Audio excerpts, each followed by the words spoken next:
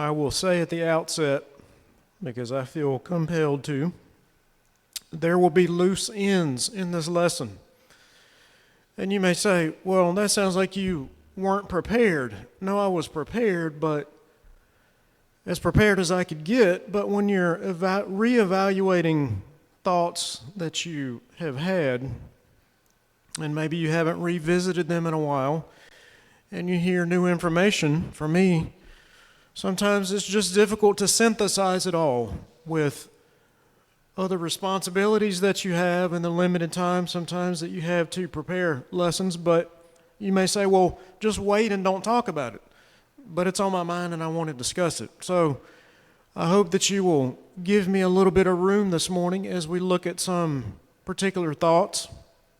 And just keep in mind, there may be some loose ends, and you may say, I'm not sure that I know about that, and that's fine, and I expect that.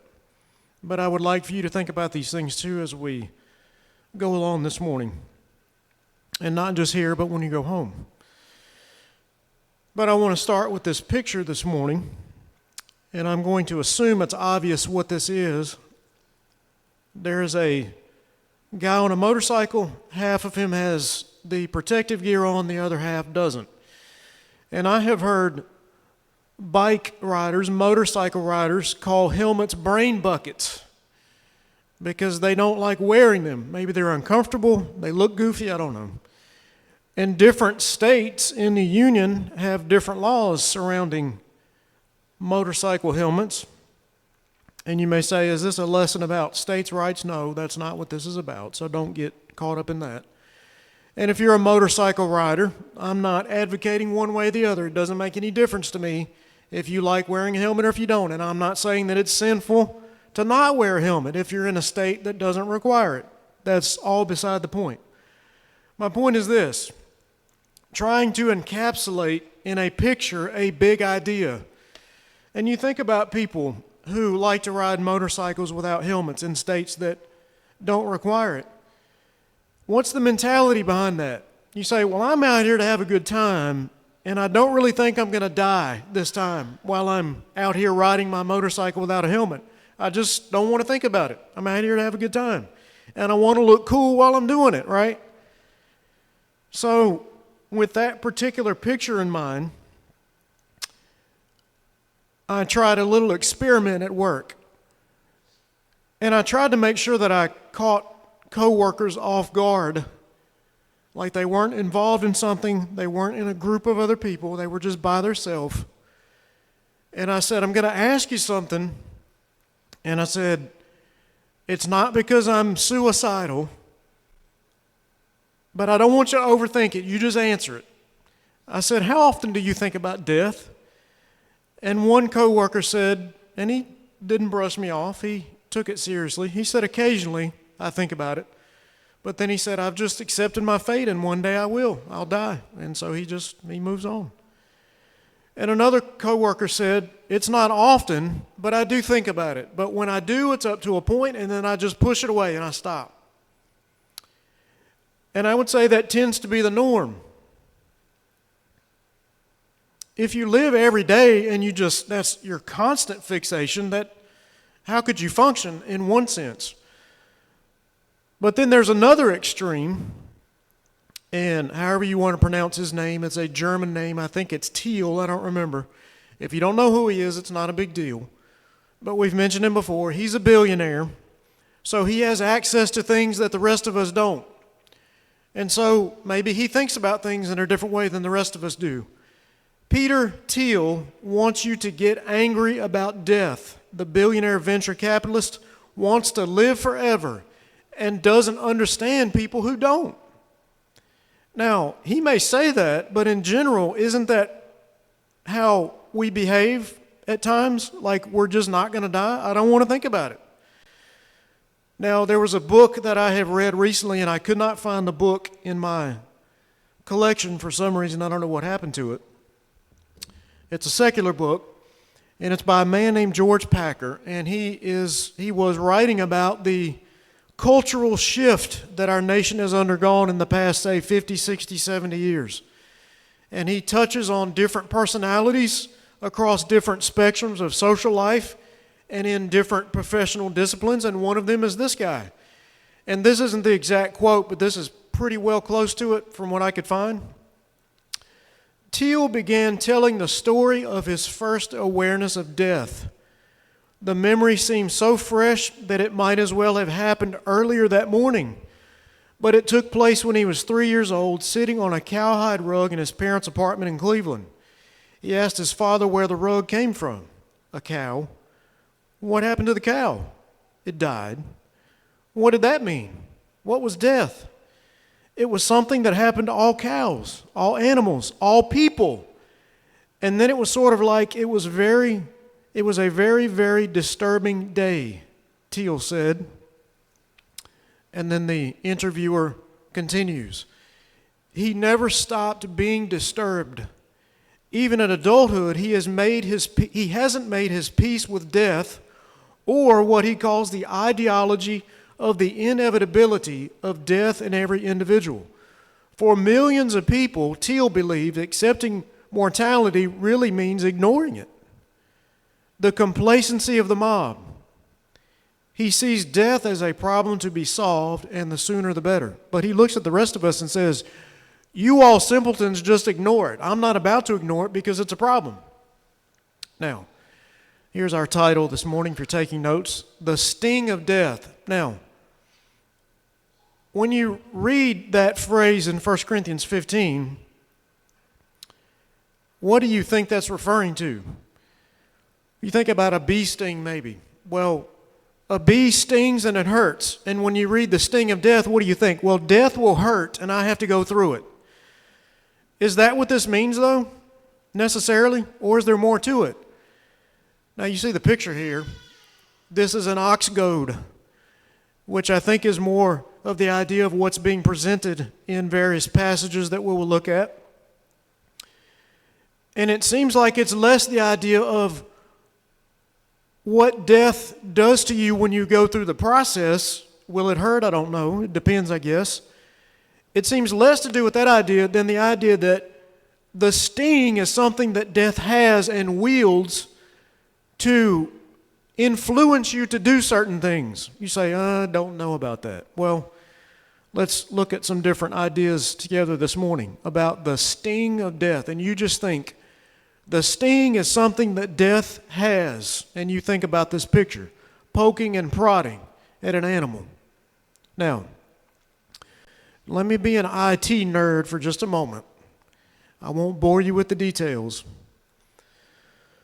But there's this thing in information security called the cyber kill chain. Now, that's borrowed from a military term, but the concept is similar. And in the middle portion of this particular concept is the idea of exploitation. Now, there are certain steps that you take if you're a person who is a hacker, and you go through these different steps. And the turning point of the step is when you find a particular vulnerability in whatever it is you're trying to get to, and then you exploit it, and you take advantage of it, and you leverage that to accomplish the end goal that we'll get to in just a moment. So whether you get this stuff from a nerd perspective or not, it doesn't matter. I'm saying here's the concept. You're looking at particular steps towards the goal of taking control of something. And the turning point is exploiting a vulnerability in whatever your target is. Does that make sense? James 1:14. But every man is tempted when he is drawn away of his own lust and enticed. Then when lust has conceived, it brings forth sin, and sin, when it is finished, brings forth death. Now those are steps in the process, and we just looked at these steps here in the cyber kill chain, and I'm trying to make some application and comparison. Whether it lines up perfectly or not may be a different matter, but I think you get the concept. And so what does he say? James says death is the product of sin. A vulnerability is being exploited. And I think it's pretty obvious. I don't think you can deny the connection. Sin, when it is finished, brings forth death. Now, can I undo that to a degree? Recently, I've heard this, and I'm going to leave this anonymous because it doesn't matter at this point, but I can tell you where this came from later, and at least one of you here may know the source already. And I'm quoting here. Could it be that the Protestant formulation of sin leading to death might actually need to be reversed? That death is leading to sin? Now, let me tell you this, and this is where the loose ends come in. You can't simply deny the scriptural paradigm, the rules that are in place. It doesn't get any plainer than this. James, writing as an inspired individual, says, sin, when it's finished, brings forth death. Sin, then you die. So you can't just erase that and ignore it, right? But then at the same time, as I'm listening to this particular person who is laying out different ideas, I have to wonder, is there something worth considering here? He's saying reverse it.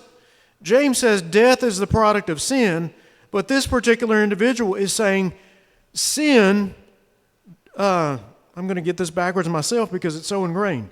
Death is the product of sin, but he would say death is actually influencing you to sin. The end result of death is sin. So he's reversing it. James says sin brings forth death, and this particular individual would say death is bringing forth sin. And you say, that doesn't make any sense to me. That's a total contradiction of Scripture. Now let's just pause for a second here. You ask yourself in James 1:14, what is he referring to when he says sin brings forth death? How many people in here have sinned? You don't have to raise your hand. I think the answer is obvious. Everybody has sinned. But you're still here.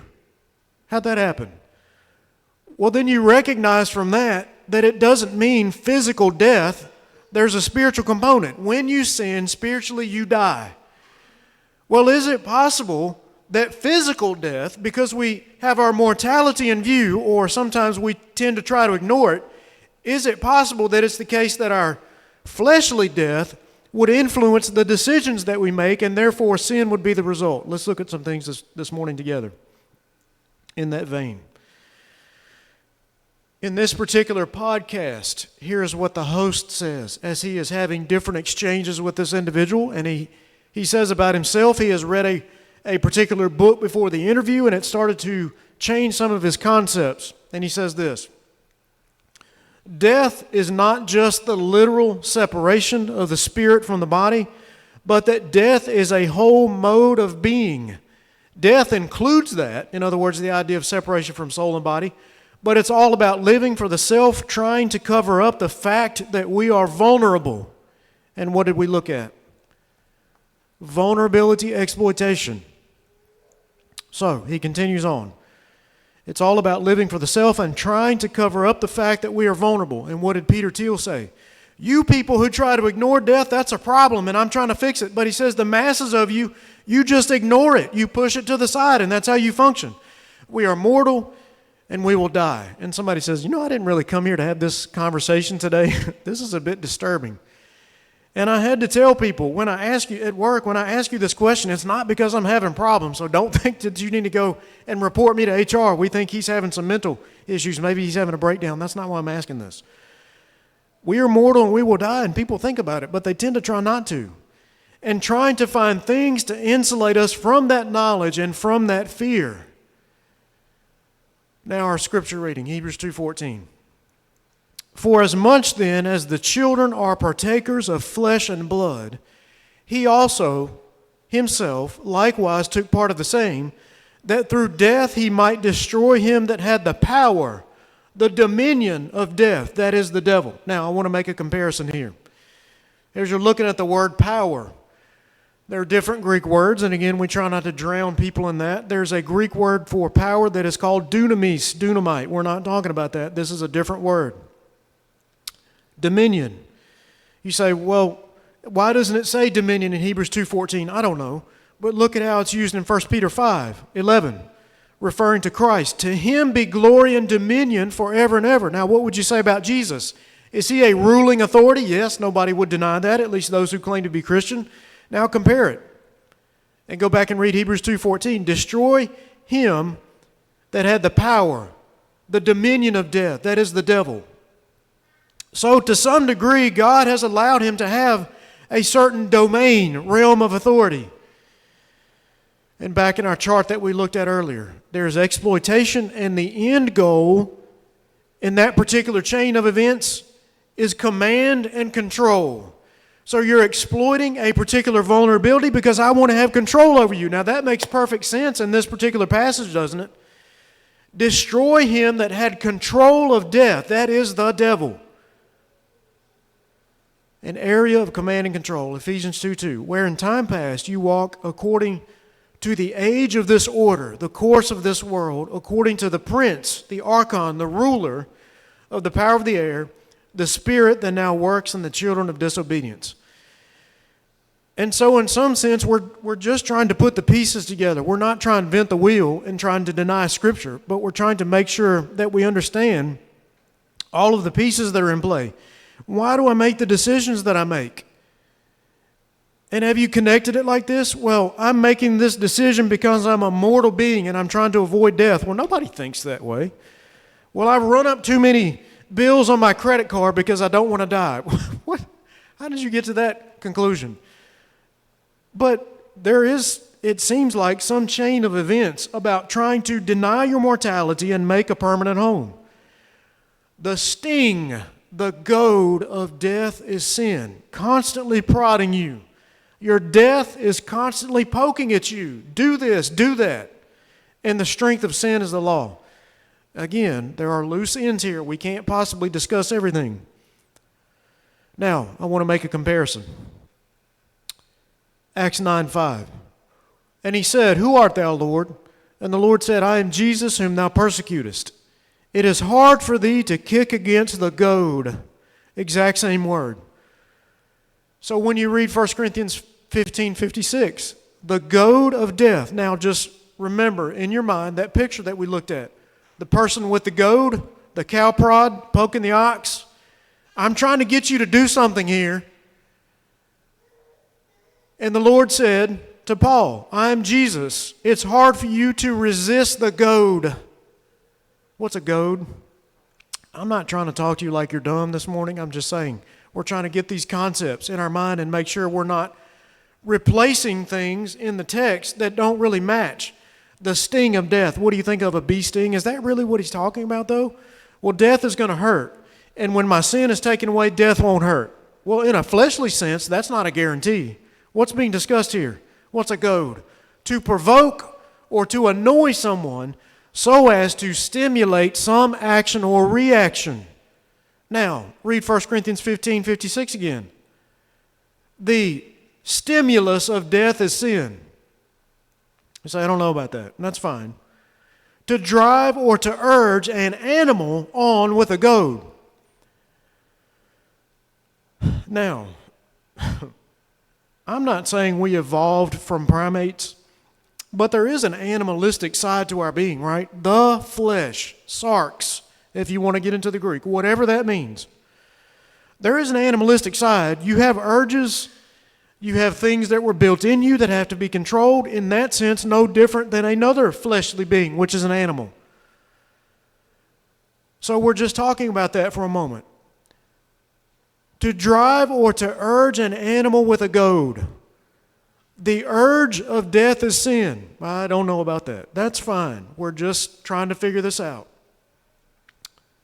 Now, here's why I'm beating that to death this morning. When you think of the sting of death as a goad that constantly is prodding you to do this and do that, rather than it's going to hurt when it happens, here's the difference. You have a choice when someone is goading you with something. You can submit to the stimulus and perform the intended action. Now you just think about the ox. I'm poking you to go this direction or that. You need to go faster. We got work to do. And the ox may be stubborn and they resist. And you poke harder and they just keep resisting. And at some point somebody's going to win. Either the ox will give in or you will give in and say, okay, I'm done. You can submit to the stimulus and you can perform the intended action, whether it's good or bad. Or you can resist the irritant and constantly be provoked, constantly be annoyed, enraged and unhappy, whatever the case may be. Now, what is the irritant that Paul is resisting? And I think different people say different things about this. It's hard for you to kick against the pricks, the goad, the sting. And they say, what is Jesus referring to here? And different ideas prevail. And you may disagree, and that's fine. But you have this idea. I am Jesus, who you are persecuting. But Jesus isn't there physically. So what is Paul resisting against in this particular case? This is the first time he's seen the Lord. And I would say, to me, compared to other apostles, whatever Jesus showed him at this particular case, particular instance, the pieces that I can put together from Galatians and other passages, it seems to me that maybe he was shown things that the other apostles may not have been privy to. He didn't have the advantage of being with Jesus when he was on the earth and the other apostles did, but it seems like something different happened with Paul that maybe made him who he was. I don't know what that was, and I don't want to speculate. But I'm saying something is happening here, and it gets Paul's attention. And Jesus says, it's hard for you to resist this goad that is constantly irritating you. What is it? And Stephen, full of faith and power, did great wonders and miracles among the people. Then there arose certain of the synagogue, which is called the synagogue of the Libertines and Cyrenians and Alexandrians, of them which were Cilician of Asia, disputing with Stephen. And they were not able to resist the wisdom and spirit by which he spake. But they tried, and what happened? Paul had him killed. And then later on the road to Damascus, the Lord appears to him, and he says, this is difficult for you. You're trying to resist. It's an irritant to you. What's the irritant? Well, there are different irritants here. He says the pricks, plural, I suppose, unless that's being maybe inflected or inferred in the text, and it's not really there, I don't know, but possibly it's the case that there are multiple things to be considered here, chief of which would be Jesus' disciples, constantly irritating Paul. And you go back in Acts chapter 4 and Acts chapter 5, the Sadducees and the rulers and the priests, they were constantly irritated by the things that Peter and John did. No different here. Stephen, a man full of faith and power, who was a disciple and a follower of Christ, and they weren't able to resist him. And the Lord says, you keep trying to resist this, and it's irritating to you. And he's got a choice. He can continue to resist, or he can submit and embrace it. And I think we would all agree here that Paul is persecuting the church. When it says that he's persecuting Jesus, it's the church. The church, in this case, is one of the stings, one of the goads of Jesus. It's his provoking instrument in relation to Paul's behavior. Now, that was a bit of a discourse. What's the connection? Now let's transpose that same idea. The church was Jesus' goad, and Paul was resisting it. And he had a choice. He could submit or resist. Now I'm asking this question. When you think about these ideas, is sin the goad, the irritant that death wields, that constantly pokes at you? And then you say, I don't want to think about this right now, because then I have to start changing how I behave. I just don't want to think about it. And when you think about your animalistic side, in one sense, you're stuck in a survival mode, right? You were put here. You didn't have a choice. You're subject to the environment that you were put in. And we're not questioning God's sovereignty here. We're just looking at it the way that it is. In one sense, you're in a survival mode. You constantly face your mortality, which can influence you to make decisions sometimes that are contrary to God's will.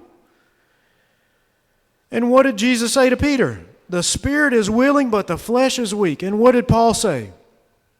In my flesh dwells no good thing. Now wait a minute. God made it. What do you mean no good thing? He subjected you to it. Don't you think that he's always on the lookout for that, and that's what he expects? And he's not just going to condemn you whole hog because you're struggling. Genesis 29. Then Abimelech called Abraham and said unto him, now, Abraham has been with God for some time now. And he's already been pronounced faithful. And he's been through some monumental stuff. And who would doubt that he's faithful here? In the New Testament, he's called the father of the faithful. Then Abimelech called Abraham and said unto him, what hast thou done unto us? And what have I offended thee, that thou hast brought on me and on my kingdom a great sin? Thou hast done deeds unto me that ought not to be done. And Abraham said, because I thought, surely the fear of God is not in this place, and they will slay me for my wife's sake. And I tell you, if I were in Abraham's shoes, I would have done the exact same thing. His mortality is in view, and you say, Abraham, how could you, after all the things that God has promised, and what you've seen him do, and the fact that you had a son born, and I tell you, I had not even put this together until Caleb made the point. It has to be the case, it seems, that when Isaac was brought into fruition, there had to be a miraculous component. If Abraham is not able to perform and Sarah's womb is dead, how could they possibly naturally bring a child into the world? And Abraham is born witness to this. But here you have him in a moment of weakness. And Abimelech says, how could you do this to us? And Abimelech would say to God, we're a righteous nation. And Abraham said, I thought you would kill me for my wife's sake. For verily he, that is Jesus, took not on him the nature of angels, but he took on him the seed of Abraham. Now you say, wait a minute now, that's a bit of a stretch. Paul is referencing the spiritual promise of the Messiah. This has nothing to do with the flesh whatsoever. I beg to differ. In this particular context, I think that is what he's referencing. For as much then as the children are partakers of flesh and blood, he, that is Jesus, also himself likewise took part of the same. And if you go up a few verses in Hebrews 2, I think it's going to continue to cover or start to cover that same idea. He is a faithful high priest because he can identify with us in survival mode, that through death he might destroy him that had the dominion of death, command and control domain, that is the devil, and deliver them who through fear of death were all their lifetime subject to bondage. The idea that death, your mortality, is constantly poking, provoking, and prodding at you to make these decisions. And you can either embrace your mortality and say, I'm going to try to figure out some way to be okay with this, or you can continue to resist and say this, I got stuff in this world and I just can't leave it behind. For we brought nothing into this world, and it is certain we can carry nothing out. But having food and raiment, let us therewith be content, that they which will be rich fall into temptation and a snare, and into many foolish and hurtful lusts, which drown men in destruction and perdition. And somebody says, I knew it. It always has to do with material goods, doesn't it? Well, just as we're factoring in the decisions that we make, here is what the guest in the podcast says. And you just say, the decisions that I make on a regular basis do not have anything to do with my death. I'm not saying everything does. And there's another component that has to do with your flesh. You're subjected to your flesh, but part of your flesh is your mortality. And you wonder, why do I do the stuff constantly, over and over, that I do and I know that I shouldn't? Romans 7, that's what Paul says. Why do I constantly do this stuff over and over? And what does he say? Who shall deliver me from the body of this death? And here's what the guest says. Our whole identity, our sense of self, our self-esteem, our cultural worldview, ignore misspellings, our cultural worldview, the things we value, how they become infected with death. Our fear of death has largely been sublimated or repressed. In fact, every aspect of our identity has become saturated with this fear of death. So, slavery to death is a little bit more subtle and sneaky and unconscious than we might have thought. This is more than just talking about there is one loaf of bread and there's me and there's you and who's going to get it. It's more about feelings of meaning and self-esteem. That's how we often see death anxiety manifested today. And you've got on your right the picture of the American dream. If I can just build up enough resources, I'll be satisfied. And what's the parable? Let me tear down my barns and build bigger so they can contain all my stuff, because we don't want to die. We just want to stay here, myself included. Hebrews 2:15, as we conclude this morning.